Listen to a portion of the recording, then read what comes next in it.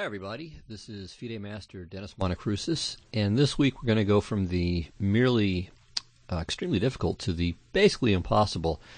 And what I have in mind is another quick show, although the last show that was supposed to be a quick show wasn't quite as quick as I had originally intended it to be. This time it's going to be on the Najdorf. And theory on the Najdorf is so heavy that I'm tempted to say that there's more theory in the Najdorf than there is in the Sicilian.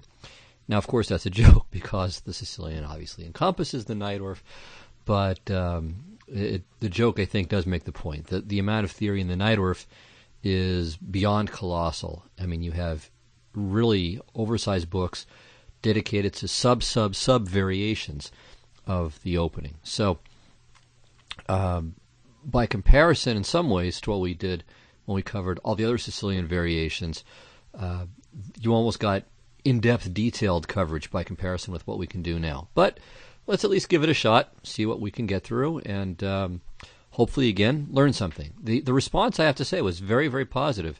I think there was one person who was a little bit unenthused about it, but by and large, people were actually quite positive, and the people who were positive were, let's say, they crossed a great spectrum of different ratings. So they're both very much lower rated players to pretty high rated players. I mean, some people who are A players, I think, maybe even above that. But I do remember there being some A players even who enjoyed that and reported benefiting from it. So I hope that this will be similarly well received. Okay, well, let's talk about the Najdorf, which, for those of you who don't know, arises after these moves. So we've got a Sicilian, play d6, take, knight f6, knight c3, and now a6. So this little non-developing move, what's the point? Well, the most obvious point is the b5 square. So black is both preventing white from sticking something on that square, which can be very useful in many positions, and also, though not necessarily right away, preparing to play b5 himself. And this pawn on b5 does at least a couple of very useful things. One is that it clears the path for the bishop to go to b7, taking aim at the e-pawn, and also prepares b4, which also indirectly takes aim at that very same e-pawn. So, as a matter of fact, it turns out that quite a bit of black counterplay can be at the expense of white's e-pawn. So there can be direct attacks, there can be these indirect attacks with b5, b4. Sometimes there are exchange sacrifices with rook c8, rook takes c3, again to win the e-pawn. And okay, it's certainly not white's or black's only idea, but it is one of the important ideas that can arise, especially since there are a lot of Najdorf variations where white wants to play f4. So sometimes white does play f3, and that takes care of the e-pawn, so that's no longer a problem. But the pawn on f3 is generally not that, well, it's certainly not the most aggressive square for it. So the pawn on f3 is there to kind of brace the e-pawn and sometimes to brace the g-pawn to go to g4.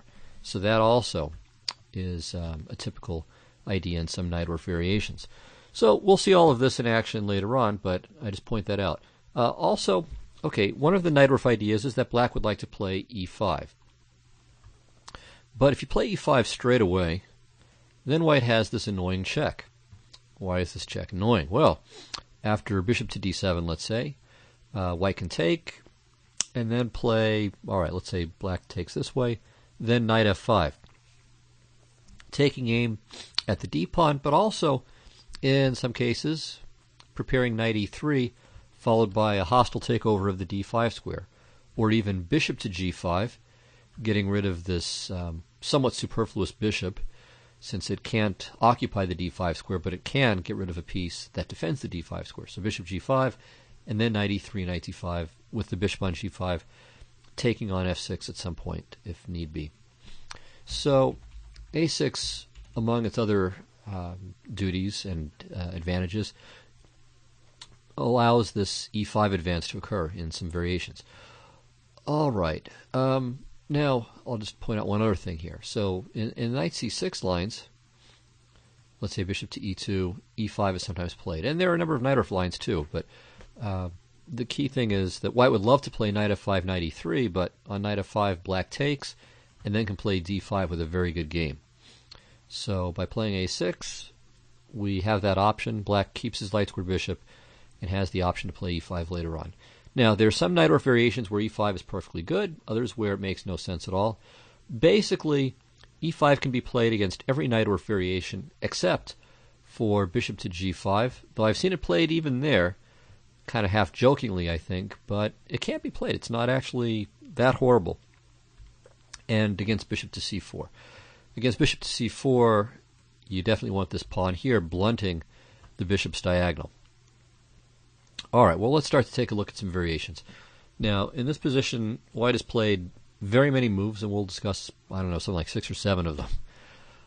Okay, no, I'm sorry, after a6, sorry, white here has played 6 or 7 moves, or many moves, and we'll look at about 6 or 7 of them. Okay, in fact, I've got, even more than that. So I've got 1, 2, 3, 4, 5, 6, 7, 8, 9, 10 moves that we'll take a look at. So we'll start with the move rook to g1, and this was played most famously, at least most famously to me, by Ivanchuk against Kasparov, and he actually beat him in that game too. Now, the idea is quite similar to the English attack, which we'll look at later, but basically the English attack is this attacking formation where white plays bishop to e3, f3, g4, g5, and so on. So here, white is going to play the rook to g1 straight away. It often goes there anyway. And to do so without committing his f-pawn, and also without allowing bishop to e3, knight to g4. So white's going to go for g4 straight away. And in this position, black has played quite a large range of moves. There are options where you just allow it, like b5 or knight c6. One option that I want to mention, and this is playable against quite a few Najdorf moves, is g6.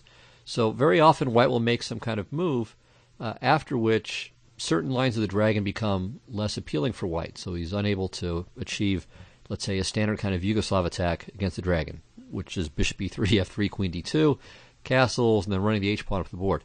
So here, at least with the h-file threat not really in place anymore, a dragon makes more sense. So that's a possibility too. Okay, another idea for black is to play h5. So trying by a very direct means to prevent this g4 advance. And white can just persist, though, with h3 and let's say something like this.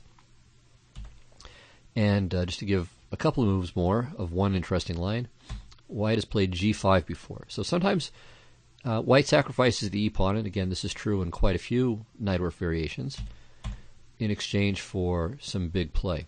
So you can see this is a very crazy position. It's not really clear what either side is going to do with their kings, but it at least feels more fun to have white here. I'll put it that way. Okay, and then finally, of course, the standard Najdorf move, e5 is playable here as well. So, okay, that's all I want to say about rook to g1, just letting you know it exists, and it's an interesting option of trying to go for play that's like the English attack, or like the Kara's attack in the Scheveningen. So that was with e6 and then g4. So some similarities to that as well. All right, so let's go on to our next Najdorf move, or anti-Najdorf move as the case may be, and that's g3. Okay, so this, you can see this makes sense on a number of levels. Something that I want to mention here, this bishop on f1 is quite often somewhat of a bad bishop for white. And the reason for this is really not too difficult to ascertain. It's that white has a central pawn on the same color. So the bishop on d3 really isn't going to do anything there. On c4, of course, it can't be a decent bishop, though it can often bite on granite with the pawn on e6 and have to waste at least one tempo after getting kicked by b5. Often white will play bishop to e2, but again, that's just kind of getting the piece out of the way. But sometimes the bishop will end up on f3 there. And so there, even though the pawn's in the way, it at least helps to counterattack and to reduce the influence of black's bishop when it goes to b7, as it does in many lines. So the g3 setup is geared against that very idea. Well, again, black has a bunch of moves that are possible. There's e6, which just, again, this goes into more of a Scheveningen variation. It'll really just transpose to that. Again, the dragon idea is possible. So g3 against the dragon isn't the most incisive variation. On the other hand, a6 kind of it's only a semi-useful move. So both sides get something. and lose something. So white isn't going to get to play the most ferocious anti-dragon system there is, but a6 may not be black's most worthwhile move against the Fianchetto system. A very interesting little idea is bishop to g4, trying to induce some kind of weakening move. Now, obviously, white doesn't want to retreat a knight. The queen going to d2 is kind of stupid there. The queen on d3 is perhaps not really ideally posted either, in part because black may have moves like knight d7 to c5 or maybe to e5, gaining time to kick the queen, especially since with this bishop going here, black knight would love to go to c4, so you can see rook c8, and it's even going to happen with tempo because of the queen's position. If bishop to e2, well, then g3 becomes kind of stupid, and there's some weaknesses around white's kingside. So that leaves f3, and now the bishop goes back to d7. And, okay, the pawn on f3 isn't really doing the greatest job in the world, though white can try to make an asset out of this. So now he can play bishop to e3, which he couldn't have before. And all of a sudden, hey, we've got an English attack kind of set up. So perhaps this bishop to g4 idea isn't quite as clever as it seems because, okay, both sides lose a move. White lost a move with g3 and then g4, but bishop to d7, okay, it's not really the greatest square. And so this is interesting. This is another possibility that's available to black, but maybe okay for white. And then finally, okay, g3, I would say the main move here is e5. And now, okay, the following is a typical setup for white. So the knight drops back to e2 here. And the reason why is that he's going to play, well, you'll see it, bishop g2, both sides castle. Okay, maybe a move like a4 to clamp down on the queen side. This happens very often, too. It's a very common idea. Similar in only the vaguest sense to a modern Benoni, where when black plays a6, white often plays a4. Okay, well, b6, h3. Now here comes the idea. g4, and now knight to g3. A takes b5 is nothing special because the e-pawn, white's e-pawn is hanging, so knight takes b5 isn't really so great. Okay, but knight to g3, let's say b4 takes and takes. And, okay, white has some force amassed on the king side. The knight can come to f5 or to e4. Sometimes he'll play f4. And, okay, again, it's an interesting battle. But black is okay. I mean, so it's playable for both sides. Now, you'll notice that white played g3 and then here, g4. Well, on account of this, the move h3 has become increasingly popular nowadays. So that way, on e5, well, here we go again. And we get to play the pawn to g4 right away. The knight can come into g3 at some happy moment, and white is doing pretty well. So here, black usually changes gear. Well, I won't say usually, but often changes gears and plays e6. So that way on g4, now he gets d5 in. Though this is not so clear-cut. I mean, generally speaking, if black can play d5 in the Sicilian and in the Najdorf without losing material, then usually he's in very good shape. But this line has been kind of murky. I'm not really sure who is better in this. Well, okay, I'm sure that black's not better, but whether black is equalized or whether white still has some chances for an edge. So this is kind of an interesting variation and worth further exploration. And it has occurred with some degree of regularity in recent years. Okay, so that's g3 and then now h3. And again, black can consider moves like g6 here too. This is certainly possible and popular, and knight c6 and so on. But again, b5 is not really as exciting for black because g4, bishop g2, and again, white's bishop is going to counteract black's on that long diagonal. Okay, so back to our basic Najdorf position. We've looked at rook to g1, we looked at g3, we've looked at h3. Okay, we'll look at another move very quickly that we mentioned before, a4. So black wants to play b5, we're going to just clamp down on it. And in some ways, it's also not a bad waiting move, for that matter. So we want to see what black is going to do with his e-pawn in particular. Against some systems, we'll want to commit our bishops a certain way. Against other systems, well, we'll commit them differently. So it's not bad from that perspective. But here, too, black has many, many choices.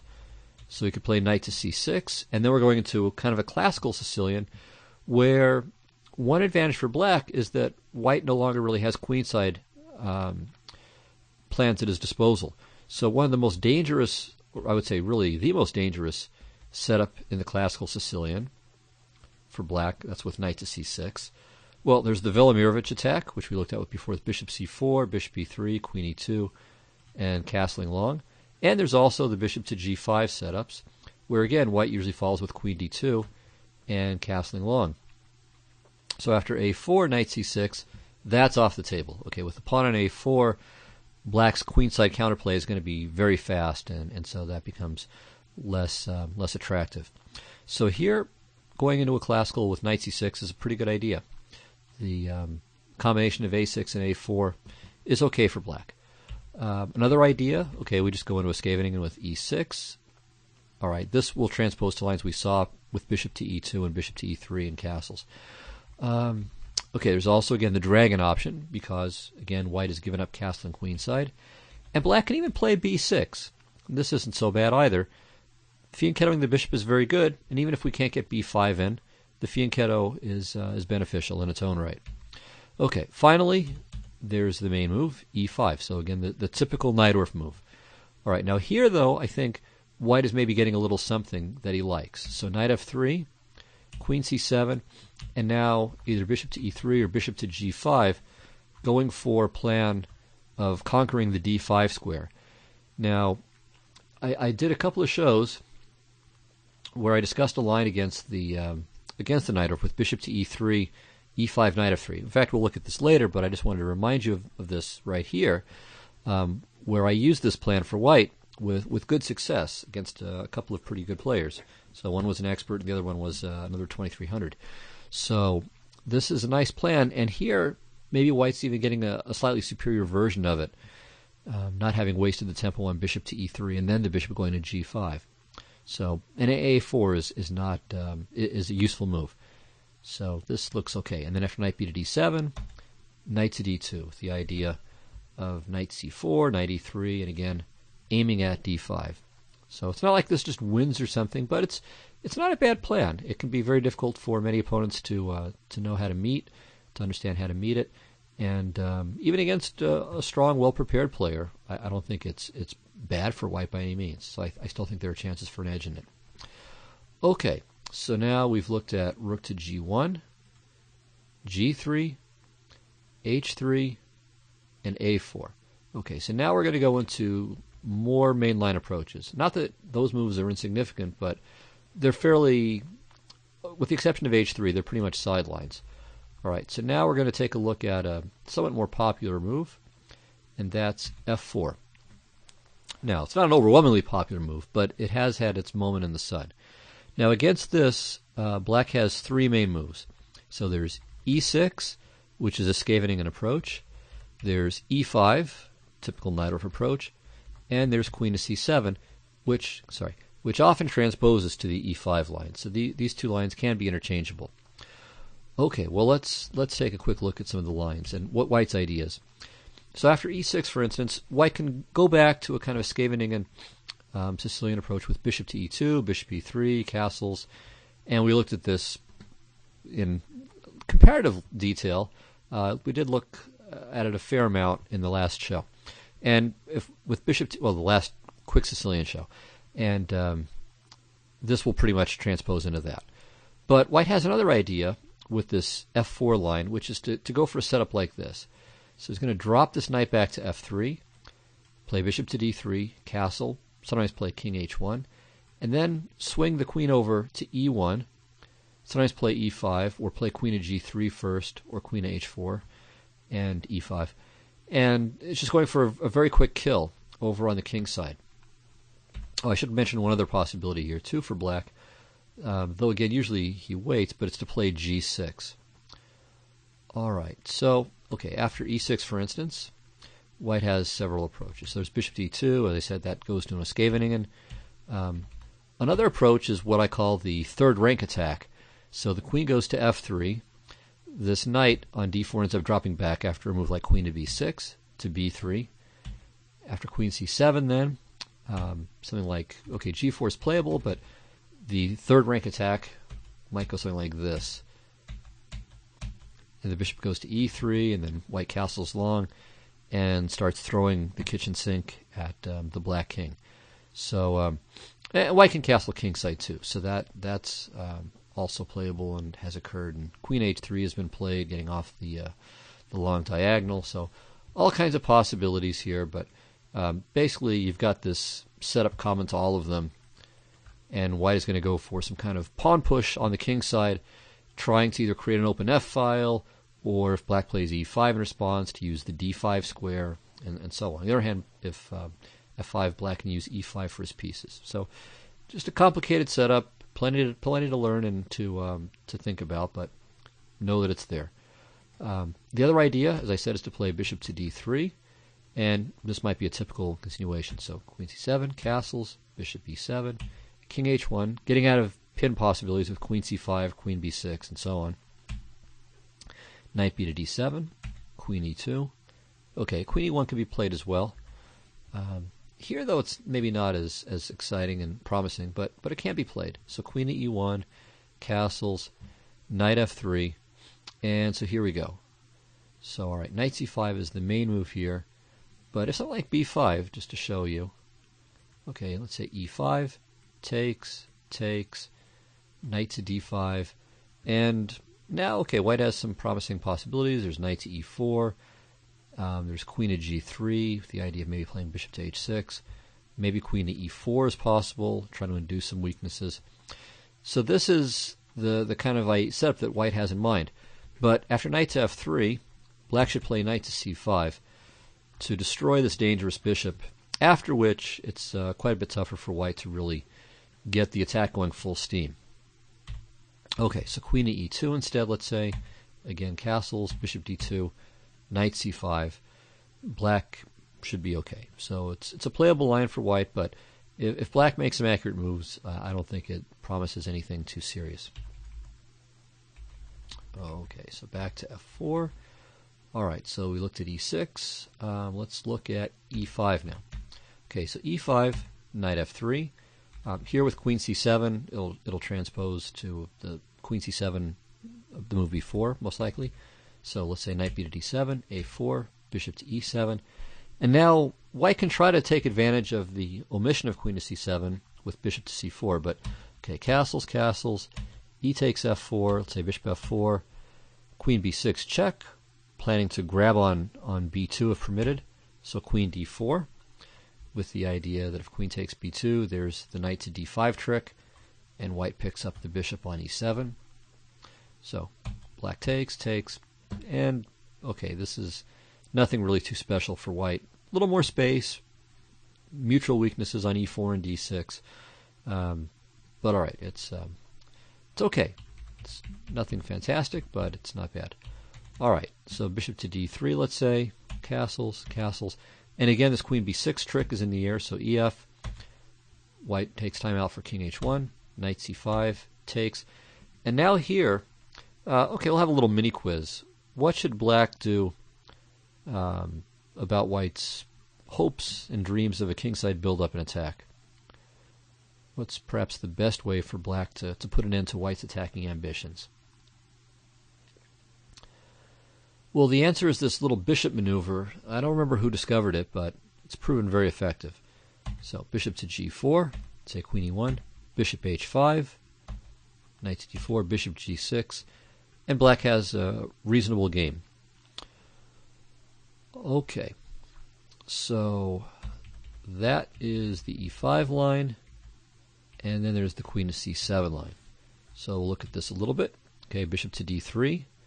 And now, again, black can consider a dragon kind of set up on the king side with g6. But, okay, let's stick to this. Okay, there's also e5 as well.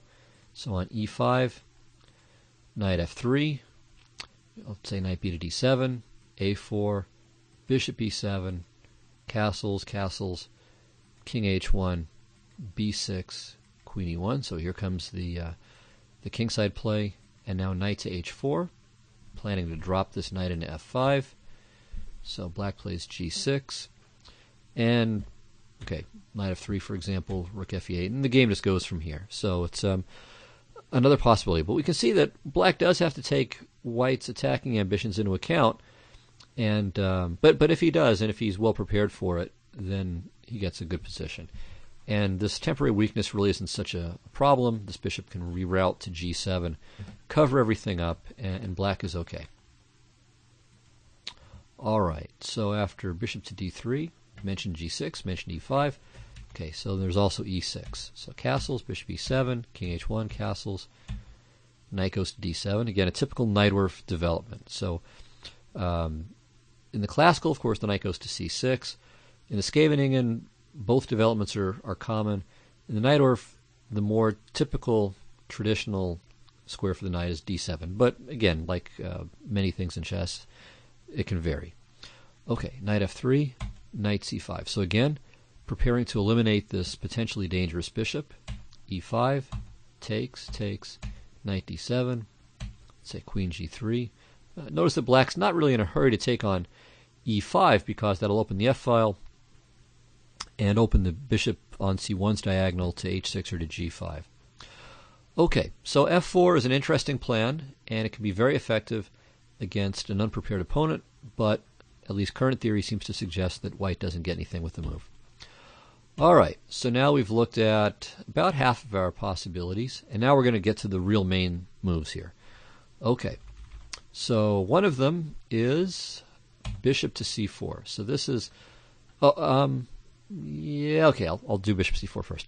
Okay, so bishop to c4 is a very forthright attempt to get this bishop into the game, develop quickly, and go for the kill. So this was favored by Fischer. In fact, it probably should be named after him because, okay, there's the Sozin, but the Sozin is in the classical Sicilian. So knight c6, hard to enter this, knight c6, bishop c4. So this may deserve to be called the Sozin. But in the Najdorf, or against the Najdorf, it definitely deserves to be named after Fischer. Or certainly at least doesn't deserve to be named after Sozin. Okay, well, here e5 makes no sense at all. I mean, that would just be begging for trouble because the bishop is on the perfect diagonal right away. So e6 is, if not universal, pretty close to universally chosen here.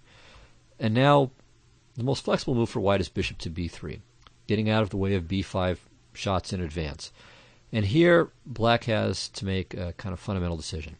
Now, let's talk about white's plans first, and we can kind of react accordingly.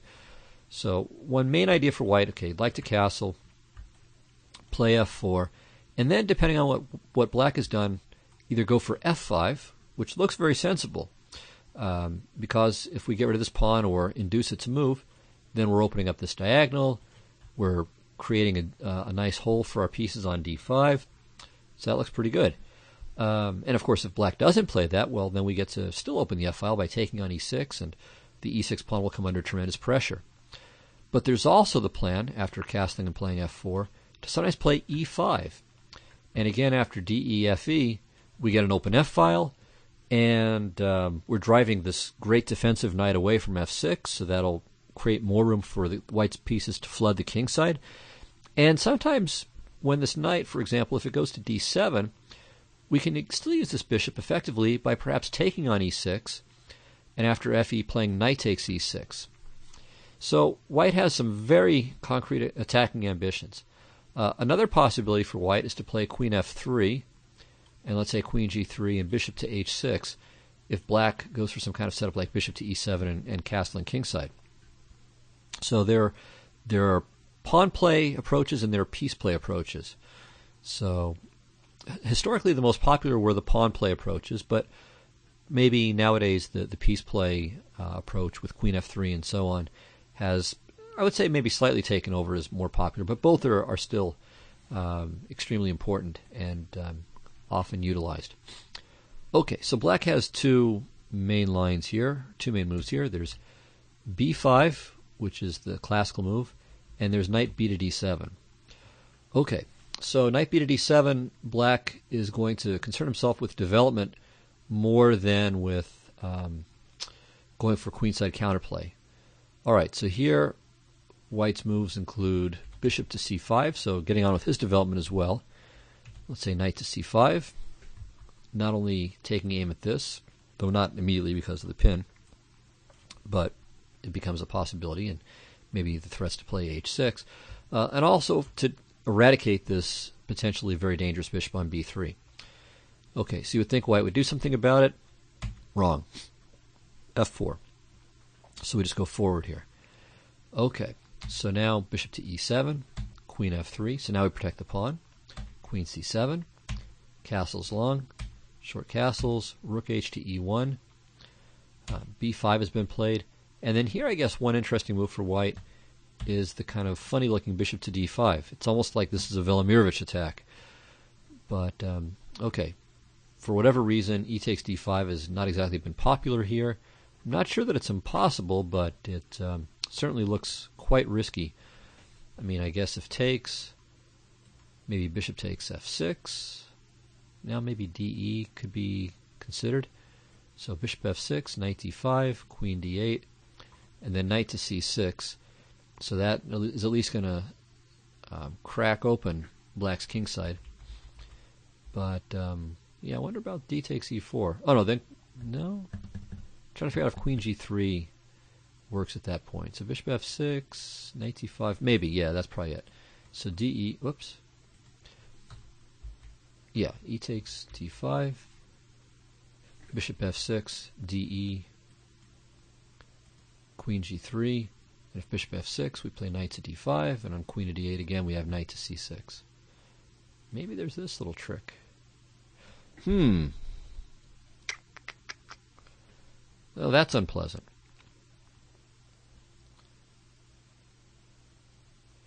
Yeah, that looks pretty all right.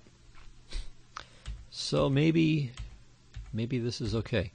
All right, so maybe in this position, nah, it's hard to believe that ed could be good here. I mean, there are positions where you play like this, but with black already castled, this seems hard to believe. I mean, you get knight to c6 in, perhaps, but hard to believe. Anyway, this is kind of a sideline, but it's an interesting way to play. The main move after knight b to d7 is f4. So again, straightforward play, aiming for f5 to extend this diagonal and to put pressure on this guy on e6. So knight c5, which not only threatens this bishop and threatens this pawn, but also overprotects e6 as well. So f5, bishop e7, queen f3, castles, bishop e3, and now e5. So kind of funny, white is going to be faced with e5 after all. But after knight d to e2, so you notice the white knight has to go to a square where it can't really very quickly get to d5. So f3, I mean, it's not the greatest square in the world, but all right, there's at least a clear route from there via d2 and then f3 or c4 to e3 into d5. Long-winded, it's true, but not impossible. But okay, after knight d to e2, well, I guess there's knight g3, knight f1, knight e3. All right, so it's still doable, but it's a long trip. So knight takes b3, a takes b3, b5, g4, b4, and then bishop to b7. And black, as it turns out, ends up taking over the d5 square. So this is an interesting line, too.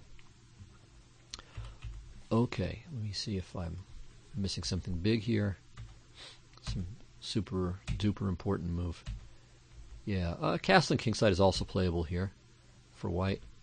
But yeah, this is pretty well a main line, so I haven't steered you off in a wrong direction.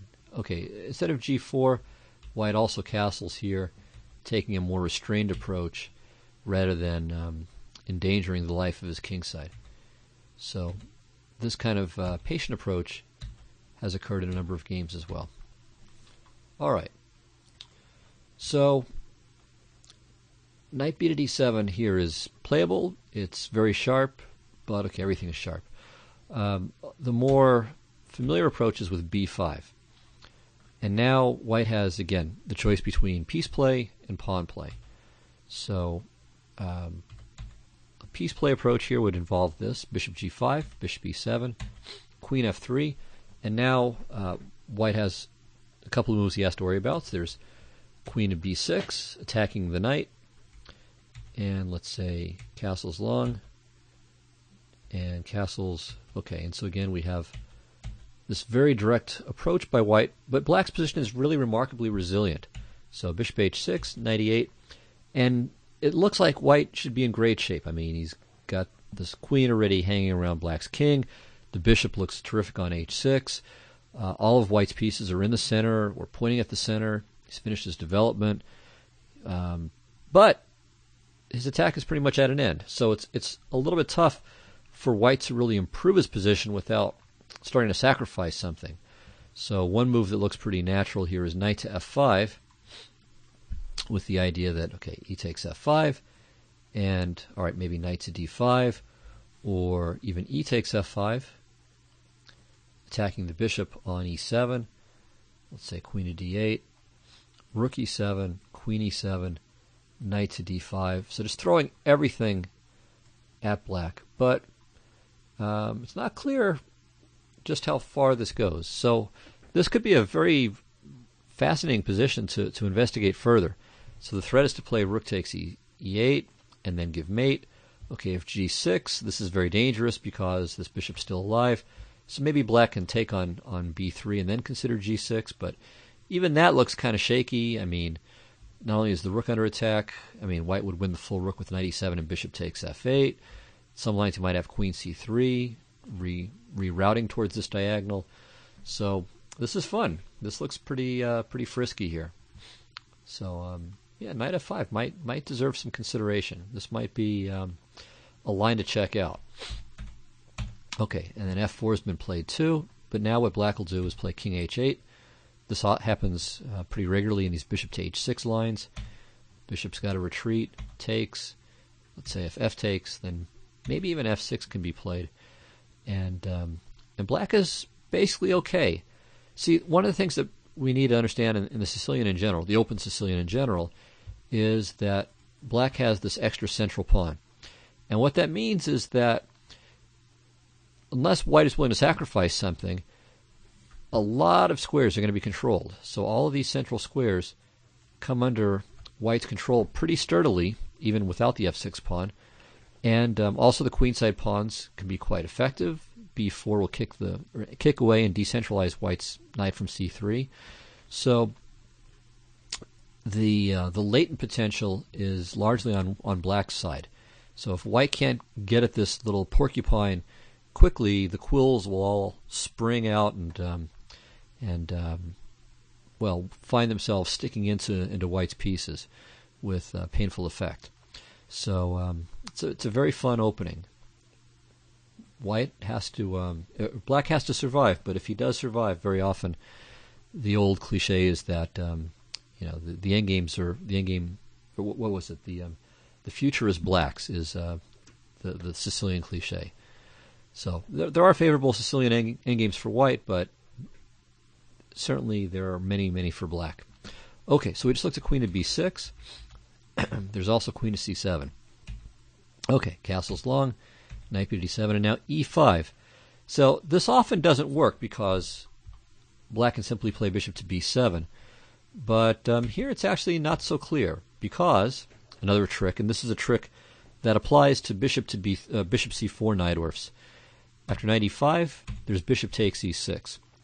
See, this sacrifice works when, a couple of things, when g7 is unprotected, and of course e6 is not protected by any further pieces.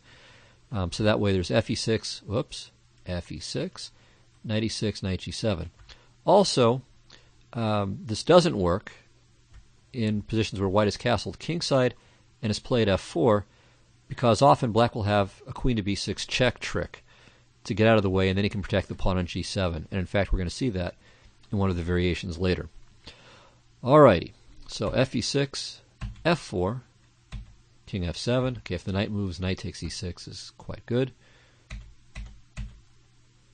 And now further adventures with knight e6. And okay, I mean, I've never seen this occur in a game, but found this digging through the database. And I would say it is typical, though. I mean, so even if this particular position is unlikely to arise in your games, ideas like this, the Najdorf is full of them. Okay, so that's a very little bit about 8 bishop to g5. Now let's get to the main move, castling kingside here. Okay, bishop to e7. We'll just stick to the main move for there. And again, we have our parting of the ways between piece play approaches and the pawn approaches. All right, so let's take a look at piece play. Queen f3. Okay, now again black has a choice between queen b6 and queen c7. So you notice white is threatening e5 here, hitting the knight, hitting the rook. And so black has to be ready in the vast majority of variations to meet this with bishop to b7. And so that's the point of queen c7 or queen to b6. So let's take a look at each. Queen to b6. The main move here is bishop to e3. But it's very funny that black is not in fact threatening to take the knight. So this was discovered at some point, and people realized, oh, I don't have to bother defending it. Because on bishop to g5, if queen takes d4, we play e5. Let's say queen e5, bishop takes, and then queen takes rook. So this may be playable for black, but it's certainly playable for white as well. And he's up the exchange for a pawn. All right. So white generally plays bishop to e3. Okay, queen to b7, steps out of the way, and now queen to g3. So hitting the pawn on g7, and black can choose between a couple of approaches. So he can play b4, and then knight b to d7. So he'll take on e4 if given the chance. So f3, and now white's threatening to take on g7, so black castles. And, all right, have fun investigating this position. You can see both sides are solid in certain respects and have other things that they would like to improve. So black would like to finish untangling his queen side. On the other hand, white's knight on a4 isn't an especially happy piece. All right. Okay, so that's on b4. On castling, bishop h6, knight e8, rook a to d1. And here, okay, sometimes black plays bishop to d7. And then, okay, if f4, knight c6. And if rook f to e1, knight c6, knight d5 is quite interesting. All right. So instead of this, safest is just king to h8 here. So we drive this bishop back. And I think this is a good idea. I mean, even though you're losing a tempo doing so, and losing a tempo net. So white's moving his bishop twice. On the other hand, we had to spend a couple of tempi playing king h8 and knight to e8. So white's gaining one tempo out of it, but not the greatest tempo in the world. Okay, so bishop to g5, knight f6, rook f to e1. And this position has been debated quite a bit. And again, it's playable for both sides. So white still has some chances for an edge here. All right, so that was queen to b6. On queen to c7, well, now queen to g3 once again. And again, if castles, bishop h6, knight e8, rook a to d1. Pretty similar to what we saw before. So another move here is knight to c6. Now let's say takes and takes, threatening the e-pawn, rook e1, bishop b7. Black is, I think, in this position quite happy to give up the g-pawn. And it's not really even a threat because he'll play rook to g8, queen h6, and then he can play b4 and play knight takes e4. So a3, covering it, castles, bishop h6 once again, knight e8, rook a to d1, king h8 once again. And something like this is, again, approximately equal. So I kind of like black's position here. The d6 pawn is a slight weakness, and this rook on d3 is not bad. On the other hand, the long diagonal could be quite useful for white, and the bishop on b3 and the knight on c3 are semi-dominated at the moment. So it's anyone's game, and I think, again, it's playable for both sides.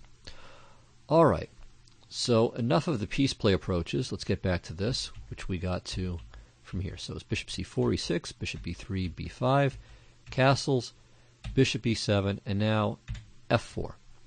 Okay, so here comes white trying to blast open lines, not worrying about developing the queen side, but first trying to crack open as much space around black's king and in the center as he possibly can.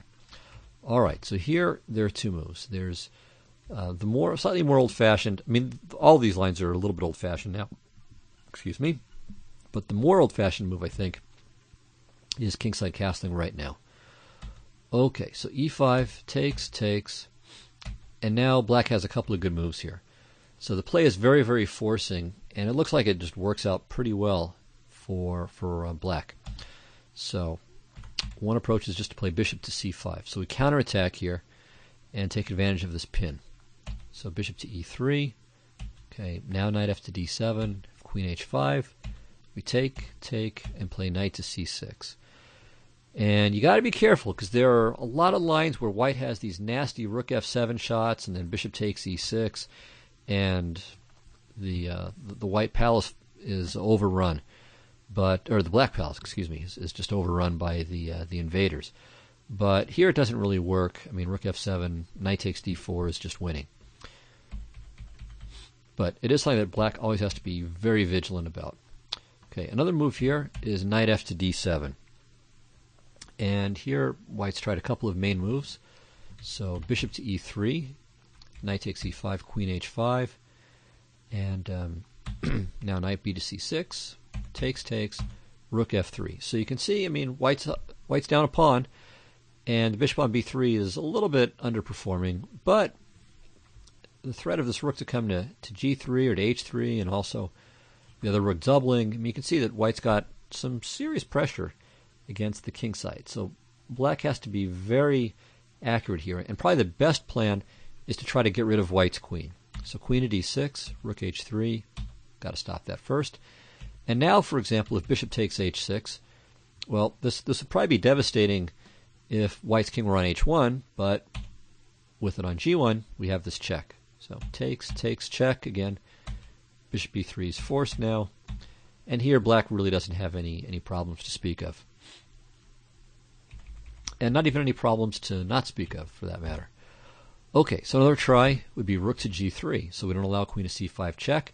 We're threatening bishop takes h6 again. We're threatening queen takes well, okay, we're not threatening queen takes h6 because the queen takes g3. But the threats are starting to mount. But black's queen, again, shows its power and the power of centralization. So queen to e5, and again, queen takes h6 is no good because of queen takes g3. So white's pretty much, again, forced to make the swap. Gets his pawn back, but the attack is over and black is in good shape. So, in this position, it looks like bishop to e3 is probably just equal. Alright, instead, queen h5, which is the earliest known move, I think. And this gets met quite nicely with knight to c6. So threatening to win the pawn on e5, of course, threatening the knight on d4. And once again, the king being on h1 pays off tactically for black. Knight c6, queen to b6 check. Now white can use a little trick back with bishop to e3, but we take, rook f3, bishop b7, and again it's an interesting position, but black is, again, well placed for a counterattack. So there is the pressure against f7, but there's also pressure against g2. Okay, so that's... okay, not quite everything yet with even this line. So that was castling after f4. But there's also bishop to b7. And now, again, we have a fascinating position. Now, first I wanted to show you that tactical point that I mentioned before, again, showing that white really wishes his king were on h1. So if you played bishop takes e6, fe, knight e6, queen b6, check. Messes everything up. And after king h1, black can either play defensively with rook to g8 or aggressively with knight takes e4. Okay, going back, let's try another approach. Let's try e5 here, see how this one works. Well, this leads to a very forcing variation where black leads by very forcing means to an ending where black is in really good shape. So d takes e5, f takes e5. Once again, the counterattack that once again exploits the king on g1. So bishop to e3. And now, okay, black can either play bishop takes d4 and then knight to c6, or the canonical move order with knight to c6. Takes. And, okay, white can play f takes g7. It doesn't matter. After f takes g7, then rook to g8 is just fine. He's going to play rook takes g7. So rook a to d1, getting rid of this powerful knight first. Takes. Here. Rook g8. Say g3 and king e7. And black has, again, no worries here. In fact, might even be a little bit better thanks to the good bishop. And okay, the doubled pawns really aren't too big of a detriment for white because it doesn't prevent him from creating a passed pawn with c4 at some point.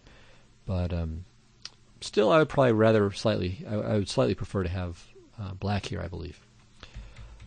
Okay, so that's e5. And now finally, well, not finally, 2 lines left. Okay, so f5, again trying to extend the diagonal of the bishop on b3, e5, and now knight d to e2. And here white's hope is to play for an anti-d5 approach. So here's the dream. Okay, so like bishop to g5, we take, okay, let's say black has played knight d7, knight takes f6, then we play knight g3, knight h5, we swap that guy off too, leaving black with this bishop on e7, and then we can play either knight to d5 or let's say bishop to d5, swap off the light squared bishops, and then we end up with this nice knight on d5 against this relatively poor dark squared bishop. Okay, or again, play knight to d5 without bishop to d5, and if black takes, then we get opposite colored bishops, but in a position where our light squared bishop is going to give us good attacking prospects, while black's dark squared bishop doesn't return the favor. Or if black doesn't take, again, we get the great knight on d5. So that's the dream. That's white's fantasy. That's the big strategic plan. And it's, again, one that's very common in a lot of Najdorfs when black has played e5. Unfortunately, the dreams don't always come true. So knight b to d7, bishop to g5, rook c8, knight to g3, and now, and I believe this was Fischer's invention, I think, if it wasn't exactly here, it was in a very similar position. He had black against Robert Byrne, so Byrne had the chutzpah to play this bishop to c4 line against Fischer himself, and this is, I think, in the U.S. Championship around 66, 67, and Fischer played h5. And so this stops knight to h5, but it turns out that it's more than that. Okay, it's not just some kind of strange weakening prophylactic move. First of all, it's not really too weakening because A, black hasn't castled kingside. B, even if he has, all the usual squares are still covered. So pushing the h-pawn hasn't uncovered it, it's just maybe given them less cover. But third of all, he's got a serious threat to play h4, undermining, not f4, but e4, and maybe even in some cases playing h3 and really trying to soften him up on this diagonal. So bishop takes f6, knight f6, knight to d5, h4, takes, and taking with the pawn, notice. So that way the g file is open as well. So this is a very interesting and dynamic position, but one where white has to be quite careful. So it's very possible for him to get into serious trouble here. All right, so that was f5. Finally, there's bishop to e3, which has as its idea to stop these tricks that we saw in the e5 line, right? So you remember e5 takes, bishop c5. Well, if the bishop were already on e3, that would just lose a piece. So white is hoping, with bishop to e3, that he can make more useful moves here than black, and then play maybe e5 or f5 later on, as the case may be. So black has to play something active here, and b4 fits the bill. So knight to a4 is playable, but okay, we don't really like the knight there. And if we play e5, then takes, bishop takes, pawn takes, castles, say queen d2. And here white's pieces remain quite good. On the other hand, of course, he has the weak doubled c-pawns, which in the long run could pose a real problem for him. Okay, so that's bishop to c4, and that's all that I wanted to say about bishop to c4. And since even this took pretty long, I guess I'm going to go ahead and stop here, and I'll throw more Najdorf theory at you another time. So we still have 3 moves to cover, and only 3 moves. There's bishop to e2, and okay, I'll have a little to say about this, but this will be fairly quick. There's bishop to e3, and just to give you a little preview, there are 3 main moves against this. There's e5, there's e5, there's e6, and there's the attempt to be disruptive with knight to g4.